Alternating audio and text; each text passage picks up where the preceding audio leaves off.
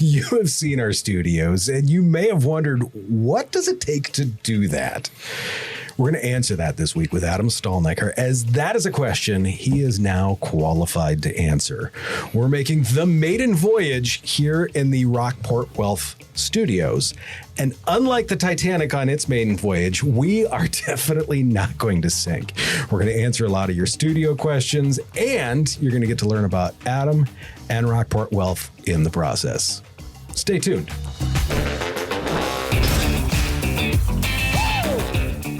Adam, Josh, you have a studio. I do. I mean, this is awesome, isn't it? It very much is. Yeah. Very much is. I mean, the details, the stuff that, like the wall and that you guys did, are, yeah. With this, you've made a pretty significant investment in this. The eyebrows, the twitch in the eyebrows. Sorry. There. Yeah. You're trying. There was nothing behind that at all. What were some of the key factors that made you say, "Look, we need a studio"? Yeah. Well, we did it in the past. Joe and I just sitting at our desks, and it was good. But it was us sitting at our desks. Well, and actually what caught my eye was you on LinkedIn, right? And you talking about your studios. And, I reached out and said, hey, could Joe and I come down and check one out and see because we had this space within our office that was going to become available that we kind of pictured that it would fit for what, we were looking for. So we came down and checked out your studio, and I think you had a little bit more space than we did, but we made them build us a little bit more space so that we could fit it in. But yeah, it was a ton of work. The stone itself was from our admin Bev's husband, put it up for us. A lot of the foam on the sides was Joe. I put the curtains up. We put furniture together. It was a team effort of putting it all together. And then you came in and made it all work, right? The wiring stuff. Yeah. That's the stuff that you. That was stuff that we weren't going to do. No, absolutely not. Absolutely not. So, I mean, a lot of this. I mean, most of the stuff that we do, it's about marketing. Yep. It's about promotion. It's about getting good information out there. Yep. When you started this, what are the marketing goals that you thought of when you were getting ready to do this? Well, I think what Joe and I think about when we think about marketing is more just educating people and clients. Sure. A more educated client, as we've seen over the years we've expanded our newsletters, expanded communications, a lot less panic when things take place because they're more informed, right? So they're more educated. There's a lot less of the, oh my gosh, sky's falling, we need to do something. What are you doing for me? It's a lot more of when we meet with them, they're like, oh, thanks for the newsletter. It made a ton of sense. It eased a lot of my curiosities, my frustrations.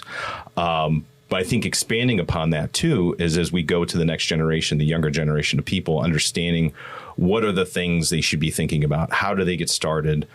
And getting that next generation of people with the mindset that, they need to save, they need to look at their insurances, they need to do all these things without us sitting down face to face. So I think where we can expand things and looking into this podcasting or education programming is being able to offer a lot more education programming. I like what you said there with the educated consumer, because then that to me, and I mean, it's the same thing that we try and do with our podcast. That's exactly what we're doing right now. Educating people on what's going on so that way they can show up and they know what they need, why they need it. And they know the purpose behind it too. And it's not just randomly throwing darts at numbers or anything like that. That's I like that. The other piece to that is, I mean, do you feel this is going to give you a better connection with a lot of your current clients? I think so. I think when it comes to, we'll talk about Roth conversions, right? It's a big topic, and we'll do a video, so stay tuned. But as we're educating people, see, you got to get them to come back, right?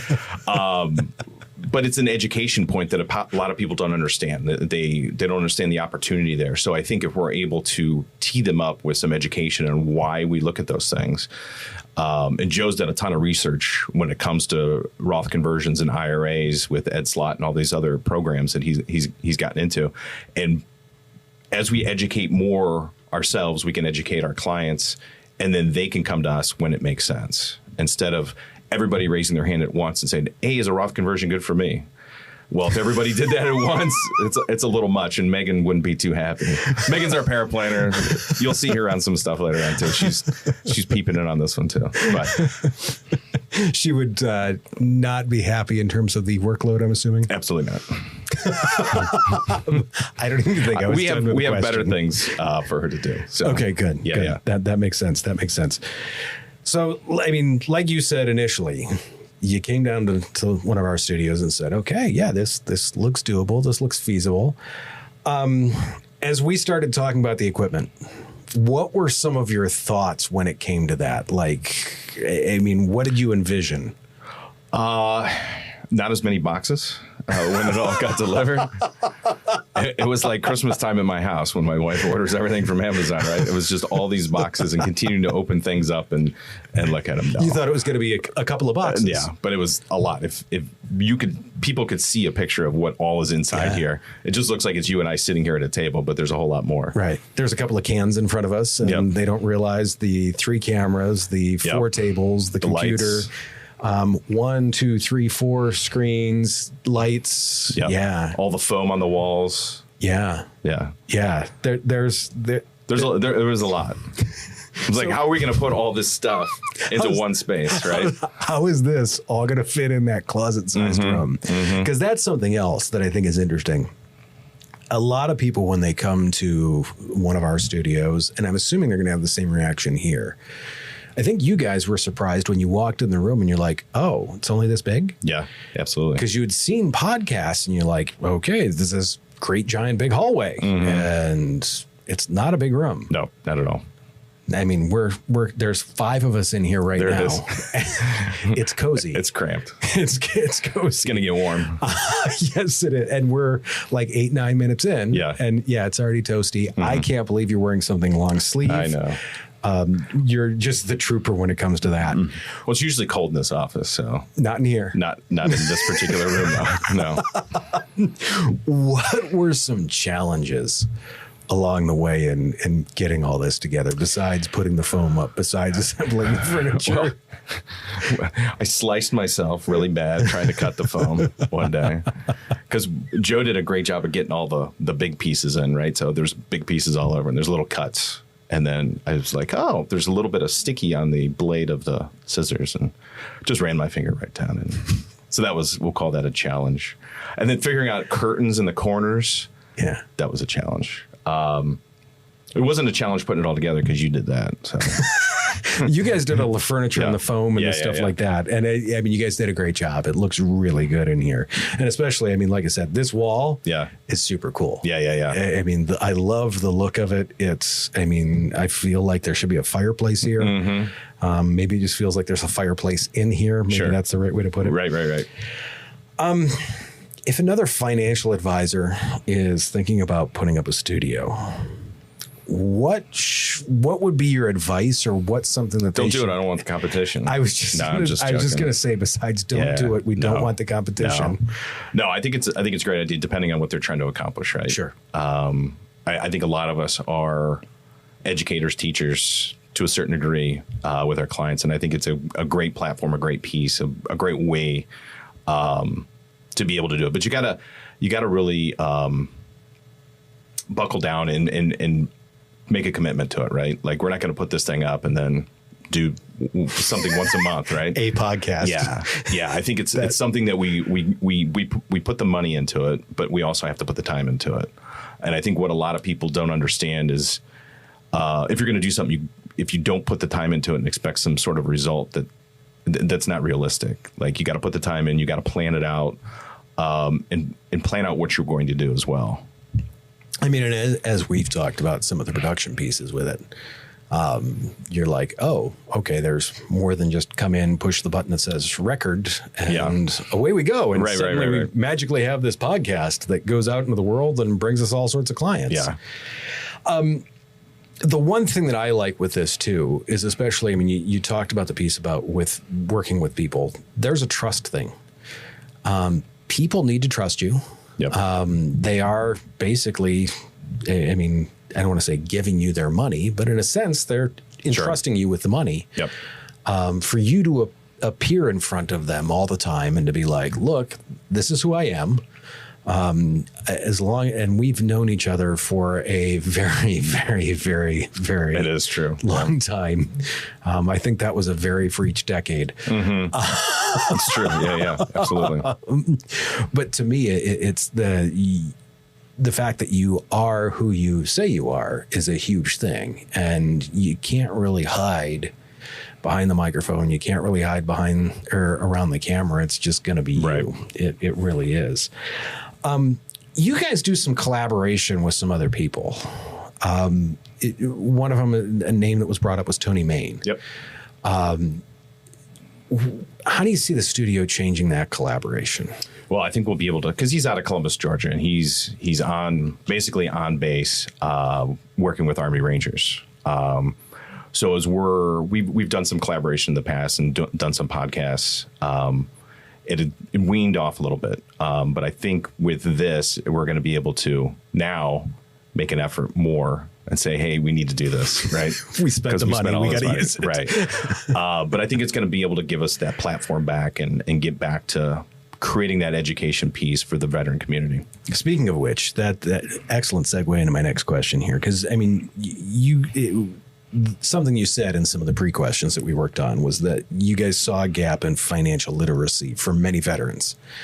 They're coming out of the service, whether they've been in there for a few years or a lot of years.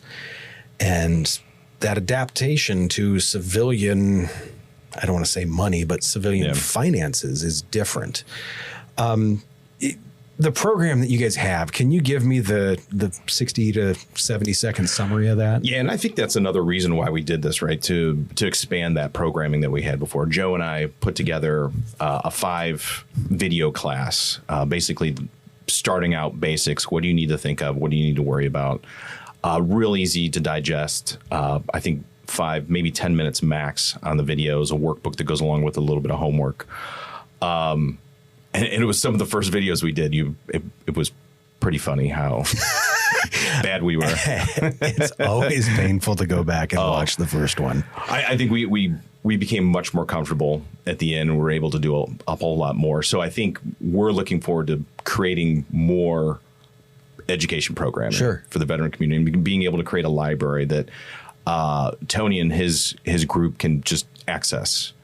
Free of charge, be able to educate themselves. Nice. And then if they need us, we're there for more. If they don't, if they can move on and take those steps that we kind of gave them, that's kind of our, it makes us feel wonderful. Awesome. Yeah, no, that's, I mean, to speak of that, what are like some of the gaps that you've seen in that in terms of that knowledge? I mean, most people, I mean, in the U.S., we are known for being terrible about knowing what the heck to do with our money. Right. I think that it's no different in the veteran community than the civilian world. I think the behaviors, the habits, right? I think what we've become is a group of consumers, and all we want to do is consume, and it becomes unbalanced, right? So I think when we talk to people, even in our own lives, right, we want to be able to become balanced. We don't want to, have too much on our work plate and not enough in our personal plate. Because if you become unbalanced, then things are just going to go awry. And I think it's the same way within finances, too. So I think what we've done is we've consumed way too much and haven't gotten that habit of saving and being able to invest, and understanding that, if you are 20 years old and you start investing now, even though it's at small amounts, it's going to be a huge impact later on. So I think that's one of the pieces that just to get through to these guys that, hey, here's the impact. Here's the time value of money. Like, understand that if you're starting in your 20s, you're going to be so much further ahead. And then insurances. Unfortunately, these guys, they beat their bodies up. So when they come out of the service, it has become a challenge for them to get life insurance. So being able to get it while they're healthy, before they go through the rigor of being in the military, and then going through the disability process on the way out, to where now everything is on the table. And so when they're going through the life insurance process, all that information is available to them. And then it makes it really, really difficult for them to get insurance. So those are like the 2 major things that they can start with. And it's real easy to do. So you've said that people should educate themselves on the differences between advisors and planners and learn to make sure that you're working with a fiduciary. What's the difference? Absolutely. So let's talk about a fiduciary. A fiduciary is someone that works in the best interest of you as the client.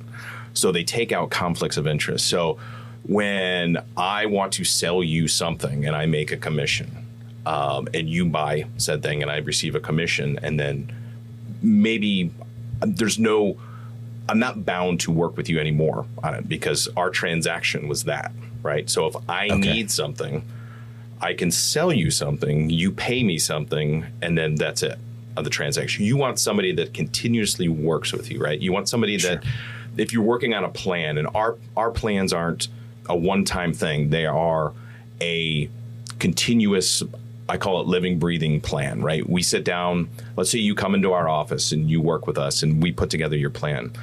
As things change in your life, you let us know, we update said plan. Okay. Your balances are updating all the time. You understand how you're getting charged. We're sitting not across each other, basically from the table, figuratively. We're sitting on the same side because our goals are exactly the same. And you know exactly what we're trying to say. And so it really takes away that conflict of interest of, hey, who are you doing this for? More for you or more for me? And so over the years, I think what happened was in the commission-based world, and not saying that, like, for some people, those are fine ways to work with them. Sure. But I think in the overall world of commissions and fees, commissions create more of a conflict of interest, and fees are more upfront. You understand what you're paying. You understand why you're doing it. And then, it's a better understanding instead of, so you did this. Oh, well, how do you get paid? Well, when you sit down with me exactly how you're getting paid, because you're going to sign a form. You're going to see exactly how it works. You're going to see it come out of your account every month and understand why you're doing it. That makes sense. Okay. So there's much less of a chance of an ulterior motive in any type of product, any type of movement, anything. Absolutely. Like that. And once again, I'm not saying that people are doing that. It's just, it takes away that, the visual of it. Sure. That makes perfect sense. There's always the car salesman that's saying, hey, you need the bigger, better, faster one. Right. When really, you just need the grocery getter. Instead of selling somebody something, you're finding a solution for their problem. Wonderful. That makes sense. You've emphasized continuous learning too. That seems to be just a pillar of what you guys do.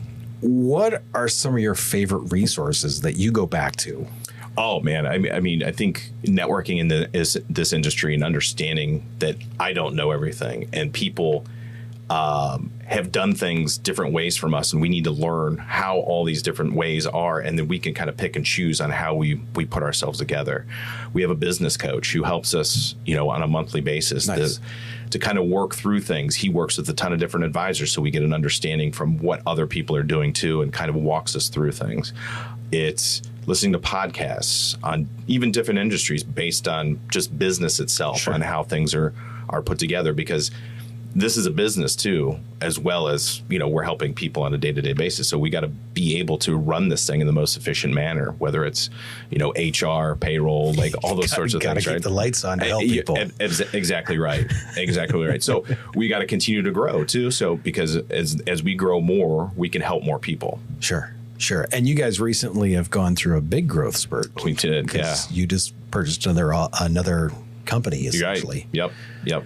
And that has been interesting in itself, I'm sure. It's got its challenges, right? I think you've got different company cultures. You've got different ways of doing things. And learning, what good things they're doing, what things we're doing, and how do we combine them together to make kind of a marriage. Sure. And it takes time. There's even though when you go into the transaction and you say, hey, this all looks great on paper, once the personalities get in there and you get to be working with all these other people, you never know what's going to happen. And, we've had those sort of challenges, but it's, you got to emphasize learning, got to emphasize open mind and communication. As long as you're doing those things and you're talking to people with the right intentions, I think it all works out. In the end. That makes sense. That is well put, and I like that. The other thing, I find it really interesting that your coach also works with a lot of other financial advisors. Yep. A saying I've always loved is that a smart man learns from his mistakes.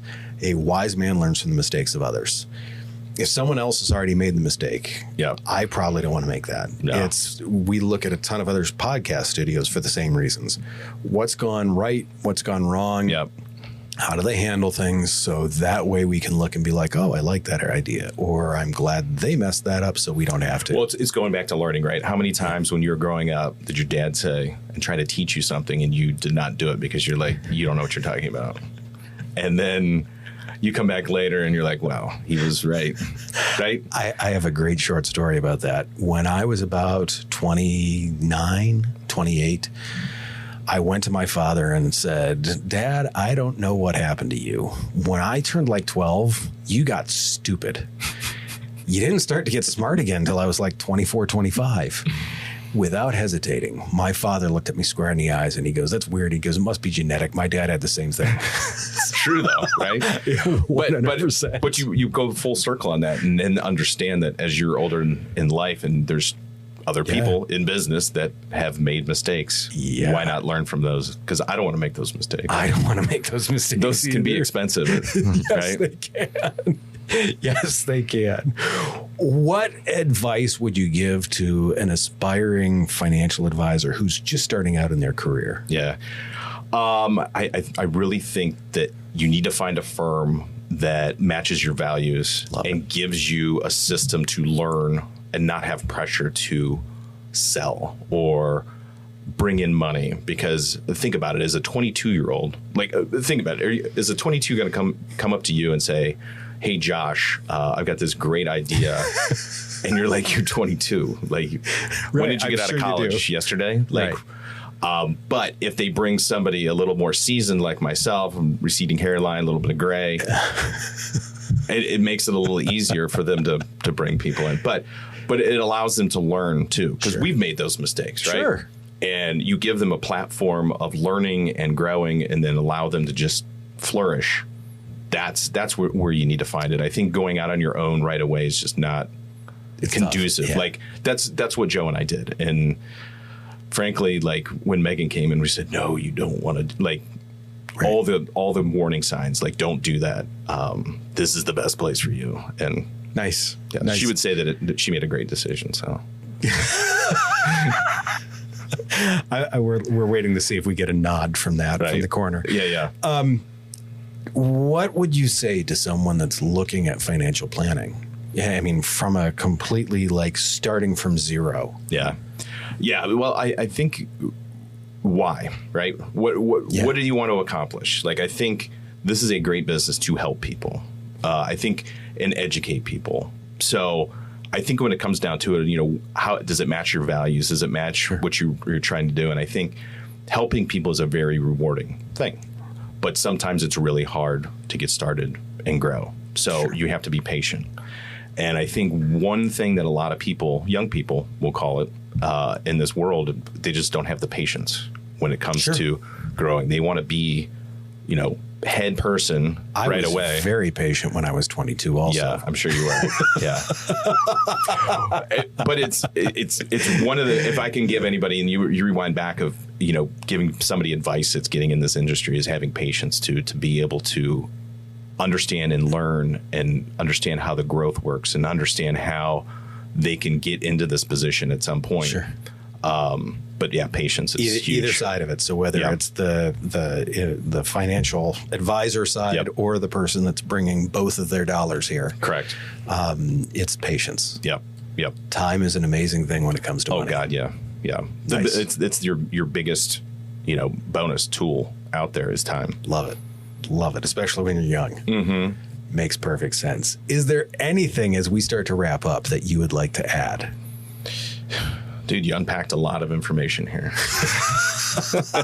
No, good, but I think you hit a lot of the points. I think balance in life, right? I think is so important. I think it's balance in business too, and being able to, if you do all growth and you don't take care of your clients, well, guess what? You're not going to have any clients. Right. And if you spend all your time on customer service, but don't add any new clients, eventually all those clients are going to go away and you're not going to grow and you're going to die in business. So it's balancing those pieces out too. And it's balancing the educating yourself too. Sure. You can't just 100%. Yeah.